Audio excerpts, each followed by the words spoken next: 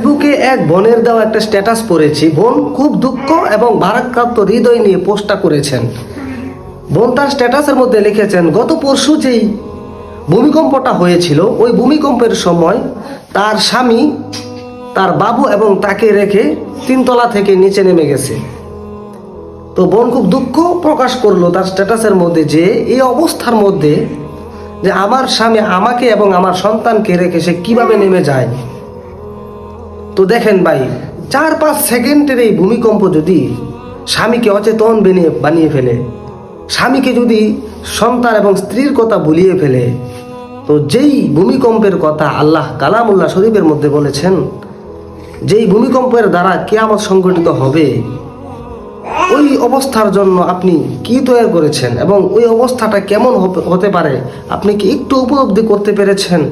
তো প্রিয় বোনের এই স্ট্যাটাস দেখে কুরআনুল কারীমের সূরাতুল আবাসার শেষের কয়েকটা আয়াতের কথা আমার মনে পড়লো, যে আল্লাহ রাব্বুল আলামিন বলেছেন, ইয়াউমা ইয়াফিরুল মারউ মিন আখি, যে কাল কিয়ামতের ময়দানে ভাই তার ভাই থেকে পলায়ন করবে, ওয়া উম্মিহি ওয়া আবি, মা পলায়ন করবে, পিতা পলায়ন করবে, ওয়া সাহিবাতিহি ওয়া বানি, স্ত্রী পলায়ন করবে, সন্তান সন্ততি পলায়ন করবে।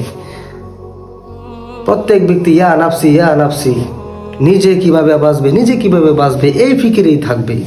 তো প্রিয় ভাই, সেই ভয়াবহ হাসরের ময়দানের জন্য আপনি কি প্রস্তুতি নিয়েছেন?